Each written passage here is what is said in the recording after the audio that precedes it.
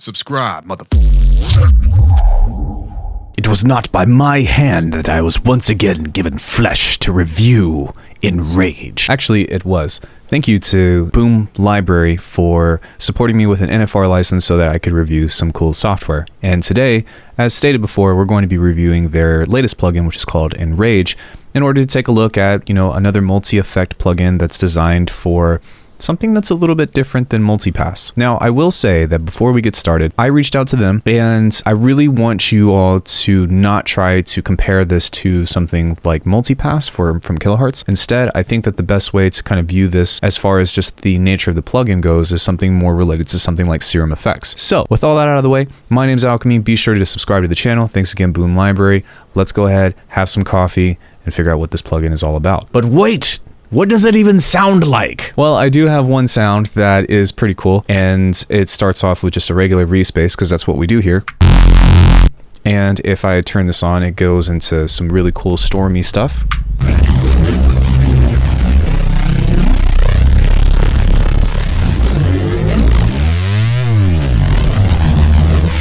Followed by some filtering.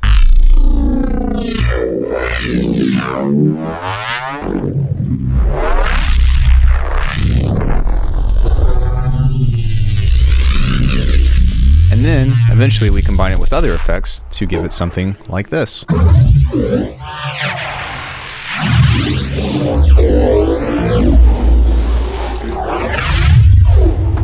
So, stick around for the video. We're going to be talking about how to get into this. Alright everybody, first things first, I am using a simple instance of Faceplant, which is just a respace that sounds as I just played. This is just something to feed into the Boom Library's Enrage. Now, this is, you can have any kind of audio source, but for me personally, with what my channel is pretty much founded on, which is neuro-based stuff, I was like, how can I use something like this plugin in order to be able to try to make cool stuff? So before we get into all that stuff though, I kind of just want to talk about the plugin and some of its features, and also some things that I like, some things that I don't like, because I do think that while there are some amazing things that I think that this can do, I think that some graphical interface enhancements can really make this kind of step into like the same playing field as multipass. Even though it's really important that I don't want this to be multipass, I want it to be something different. I don't want to have 5 different versions of the same tool. I want to have something that is different. By nature, this is the interface, and it is actually pretty clean and very easy to understand. You can see here that you've got a stereo in. There's a couple of different things that you can choose for that would go into the imaging, that would go into the generative things if you want to do that, or just having your in and out options as you can see here. Now, I've kind of already given this away, but one interesting thing about this is that all of your devices are over here to the left, and it is kind of not necessarily the most intuitive because you have to open up a menu, and then in order to get this to work, you have to drag it in. But at the same time, it is kind of convenient to be like, I know exactly what I want, and I can just kind of leave this open and reach for my favorite tools in that sense. Some other things is that there's a really cool oscilloscope over here, and then over on this side, you can also change the voicing modes to always on, to polyphonic, and so forth. You've got a ton of modulation options from ADSR to curve to LFO to envelope follower, transient change, which I'm not really sure what that does, but oh, that looks cool. That's like delta mode. Yeah, sick. Pitch tracking formula, so you can apply math stuff to this, and delays.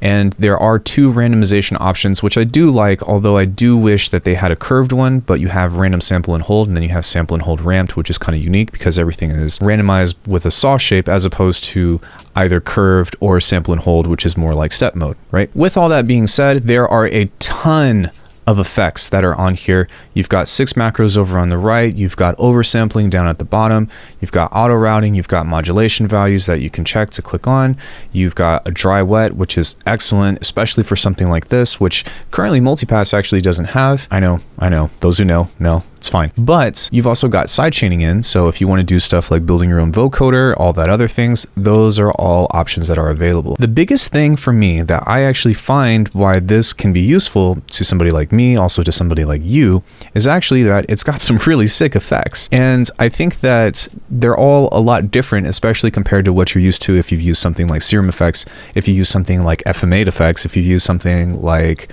multipass, or snap heap in their own right. So if you take a look over here, we've got tape delay, we've got shift delay, multi-tap delay, a built-in grain delay, a repeater, and fixed dry.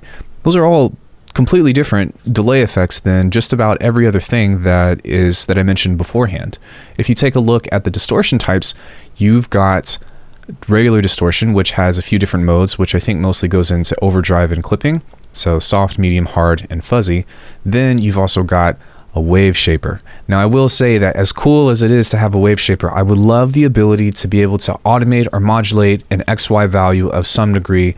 Just make this change as opposed to having a dry and wet. And I know that's probably pretty complicated to do since it's never been done before, but that would be a dream as far as building your own distortion racks, especially if you can build like a multipass thing compared to like Trash 2 or whatever. Like Trash 2 is great and stuff, but even still, you can't modulate those X and Y values. I'm telling you, that's a gold mine. So whoever gets to this first, if you make something like that, you are doing amazing things. You've also got decimator, which is your bit crusher. You've got variable drive, which I'm not really sure what kind of distortion that is exactly, but it looks kind of like it can add both odd harmonics and even harmonics, I want to say, and then you can balance things out via this way and have DC offset and all that good stuff. But more distortion is always better, period. More distortion types is always better, especially if you're in the field like I am, which is really neat. So one thing that I am a little bit disappointed in is I would like I'd like more options with dynamics. Compressor and gate is fine, but something that could be multiband or maybe having an actual dynamics as opposed to just a compressor would be good. And then also the filtering, I think it's hard to say because in some instances you've got some really cool stuff. So while this isn't multipass, you've got different band splits in order to do parallel routing. The other thing that you can do is a splash filter, which kind of is cool. It creates like water stuff. And then you've also got a valve filter. Vocoders are included. The multi-filter and the parametric EQ don't have like a built-in notch filter, which I'm really confused about. You've got low pass, you've got band pass, high pass, and then your vintage ones are the ability to have like circuit types. I'm not sure what kind of circuit it is, but you can add your drive. One thing that is really cool about this is that you've got a dry wet mix here. And that's pretty good because a lot of other filter types don't actually have that. Like auto filter, for example, from Ableton does not have a dry wet. That can be incredibly useful in a lot of cases. I will say that in order for you to build a notch filter, you actually have to take up two effects, which we'll get into a second of why that might be a problem for you and why that might not be a problem for you. And then I'll kind of show you an example of which I've created right here. Still, there's still some cool things that you have available. The WoW filter also has a dry wet, and this is so important.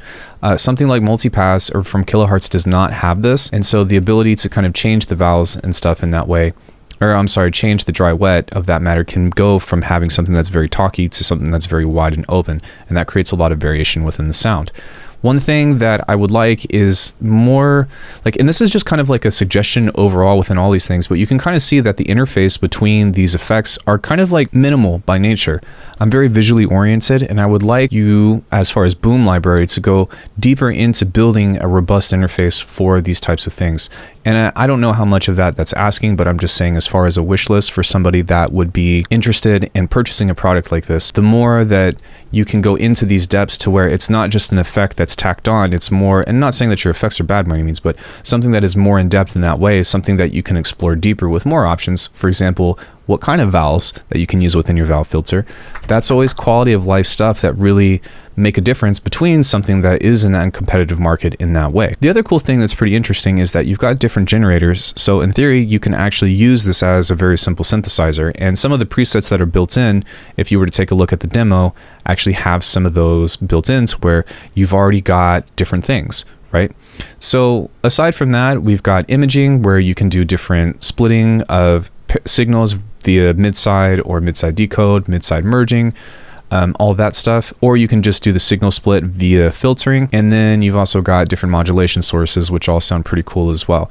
To get the vocoder to work, it's kind of complicated, but you have to set a sidechain in, and then you can start doing it in that way. But it's kind of cool because if you do set this up, then with the vocoder, you can apply all of these other effects on top of it and have that sent in. I'm not going to go too far into this just because I've got way too much stuff to cover, but it's kind of cool that you do have the ability to do that. The ring mod is also pretty cool too because you can actually set the generators to feed into it. So you've got different types of shapes that you can do for the ring modulation.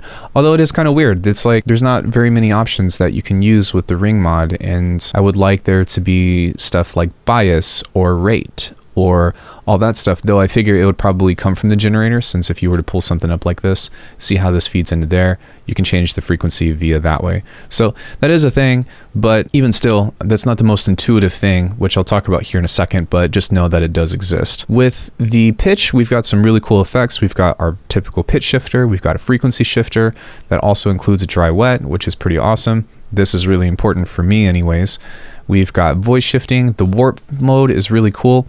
I'd have to look up what it does in the manual again. I did read the manual and I have something funny to say about it, but I can't remember everything off the top of my head. But I will say that this is kind of cool because it looks like this is the pitch from low to high.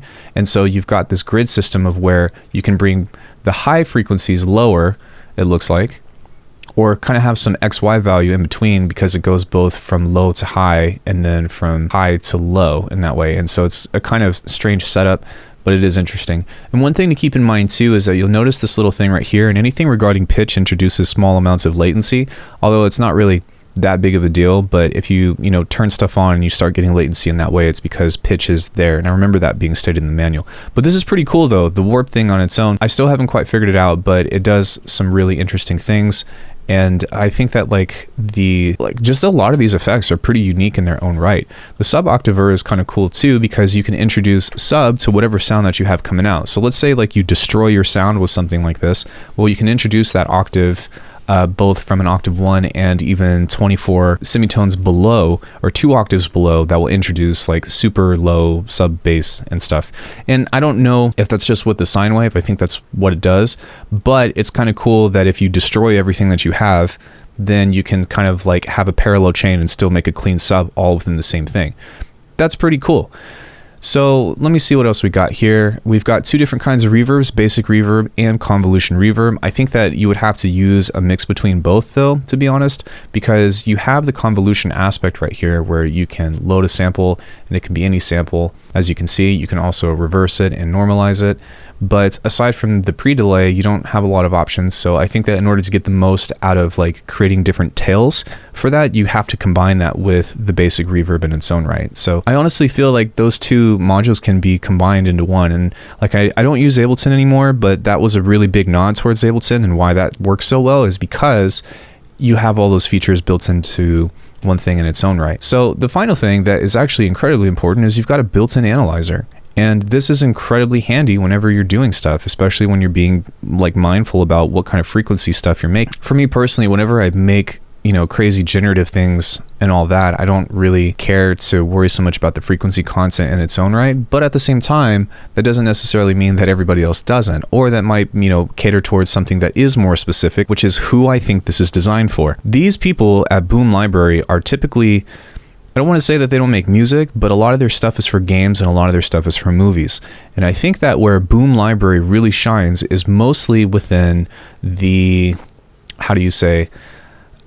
like making a simple rack effect and then being able to come back to that, as opposed to trying to see how much variation and stuff this can go through. There are randomizers built in, there are different LFOs and stuff that you can do to shape it over time, but as you can see, we're only allowed to use up to 8 effects in a chain in order to be able to like build our rack or whatever. That's okay though, because if you run out of effects, then you can go into the next one, and you can do up to theoretically 1, 2, 3, 4, 5, 6 times 8, 48, I think. So you can have up to 48 effects that are a combination of serial and parallel and stuff, but you can't stack more than 8 effects in a single, line on the rack. There is a matrix system, which I think a lot of you guys will enjoy.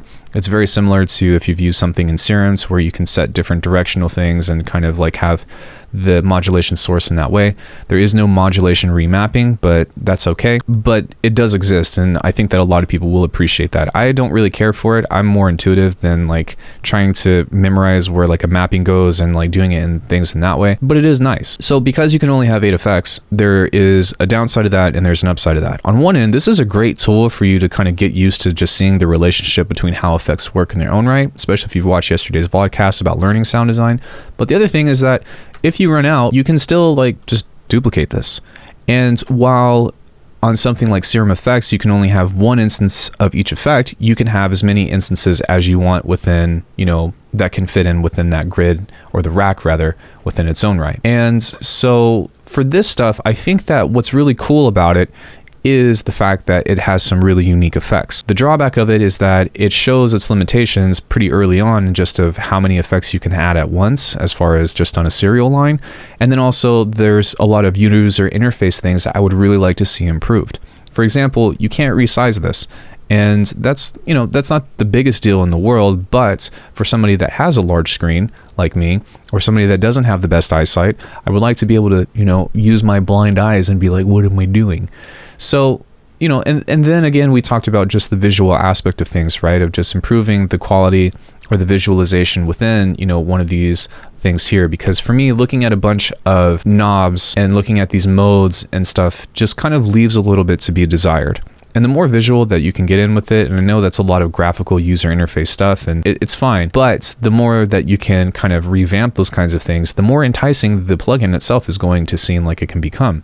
I would definitely like some kind of module, something that you can use to kind of reroute into this. So let's say like you've got 7 effects, and then on the bottom one you've got, you know, like a linker or something kind of, or a signal split that can go back to the top. So that way you can keep doing things in routing. But as far as I know, that does not work, because the only way that this works is downwards. So if you place this here and you split the signal here, then it's going to split the signal at this part of the chain. So it can't like work its way back up, at least as far as I know. But again, you know, that doesn't discount the fact that there's a lot of cool stuff to offer with this. Now, this is currently priced at $350, and before you have your knee-jerk reaction of, oh my gosh, this is so expensive, consider how expensive Multipass is for the full version. Let's say you were going to buy Multipass, because SnapHeap is free, but you were going to buy all the modules individually. How much would that cost? Let's say you were going to buy Serum. Well, that's not quite as expensive as something like Enrage, but how many effects do you get? And how many instances of that effect can you get? So with this, I believe that it comes with over 80 different effects and stuff. And now on top of that, it's an extra avenue to explore, especially if you are in the kind of like comfort zone of using stuff like this. And so for me personally, I think that there is a lot of things to offer, although I do think that there are a lot of areas to improve in general. That's not to say that there aren't some workarounds though, and that's really important to note. For example, we ran out of effects on this one, and the first instance that somebody might run into is, well, I'm out of effects and there's nothing left to do. Well, you got to think outside the box about how we can use this, or how we can abuse this in ways in which the environment is placed in, right? It is unfortunate that there aren't CCs attached to this stuff, but you can easily just go over here and attach something like this to a macro, and then whenever you pull this up, you can modulate things like that. You can also modulate the dry wet and a couple of other features in general, but you can also duplicate these and have multiple instances of Enrage that are all working in serial in general. And so when you start thinking about the capabilities of what you can do with not just 1, but 2 or 3, or mix and match these with Multipass or with other effect racks that you're more comfortable with building, this is just another tool that you can use in order to create the most robust things or the most creative things that you can. Yes, there are limitations, but within those limitations, there are workarounds, and there's also stuff that are pretty unique to the plugin itself. So, you know, whether or not that's worth it to you is something that you'll have to consider. Part of the reason why I reached out to Enrage was because this is another semi-modular workflow approach towards, you know, doing the stuff that I like to do, which again is something like, you know,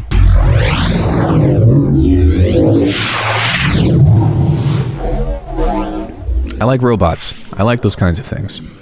So for my final thoughts, while I do think that Enrage has a lot to be improved on, and some things being more simple, for example, like the rescale feature and stuff, which I heard is actually coming soon, I would like to see them continue to develop this and continue to evolve this over time.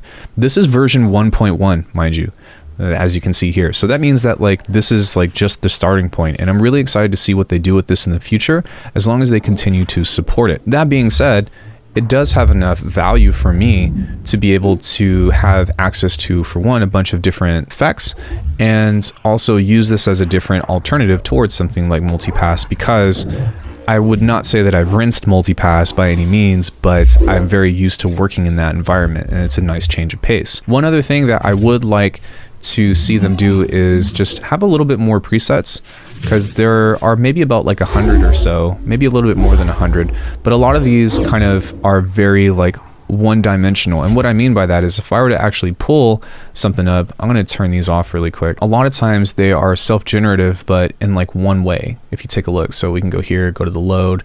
Let's go into something that is just generator, just because so you can see. But if you take a look, if I feed something into it, it makes kind of like the same sound every time.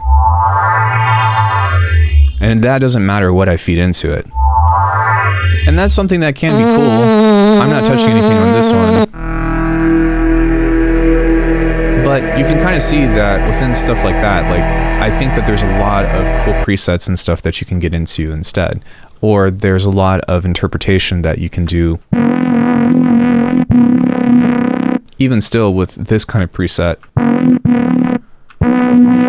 it's all the same pitch. And so that's not me saying that these presets and stuff are badly designed or that they sound bad by any means, but I definitely think that there's a lot more that can be expressed within these presets and stuff that are within the plugin itself that can really make this plugin shine to a really large audience of people. So those are my thoughts towards this plugin. Overall, I like it. I do feel like they have a lot of room to grow, but that's not necessarily a bad thing. It just means that over time, as this continues to get better and better, they're going to hopefully have a lot of ideas and a lot of stuff to improve on. Because again, if something is just the end all be all, well then, you know, I would just be raving about that and saying, don't buy anything else, go buy this. Diversity is good. And the more that you can get comfortable with working in different environments and stuff, the more adaptable you are, for one. But two, it's, you know, you're going to find that there are specific effects and plugins and stuff that work really well for specific situations. So if you are a sound designer for games or for film or something of that nature, this is going to be really easy to start creating specific sounds. If you are somebody like me who is a sound designer mostly for music and you're trying to push this as far as you can and break this, you're going to have to think outside of the box a little bit, although you can definitely do that. Now, one thing that I thought was pretty funny before they go is this little thing right here, which says, don't use what you don't know, from their manual. And they're definitely trying to warn you to not blow your ears out. But I would say that instead of not using what you don't know, I would definitely say throw a limiter at the end of your chain. So that way, regardless of what you do with feedback and all that stuff, can be not so harsh on your speakers or on your ears or something in general. But I definitely think that this is something that's pretty funny that they described, although I, you know, slightly disagree with certain parameters. Again, I know why they did that, but if you don't know what something does, just put a limiter at the end and then go to town, because that's how you can find some really cool stuff that you would otherwise never discover on your own. So those are my thoughts, guys. I hope that this was informative to you. I know that I didn't really showcase a lot of the sounds and stuff just because I had tons of stuff to cover, but you know, most people should know what a low pass filter is or what this and that is. And I'm going to leave everything else up to you to discover as far as the warp and all that other stuff, and just have a lot of fun playing around with the demo. That's the best thing that I can say. So please remember to like and subscribe if you enjoyed the video. If you guys want more reviews from stuff that maybe I haven't seen before, feel free to leave that in the comments. Boom Library, again, thank you. I'm nothing but grateful to you guys to letting me review your plugin, and I hope that this product did you justice for both growing purposes and also selling your product, because I think that there is some major quality to be found in here. Thank you guys. I will see you in the next one.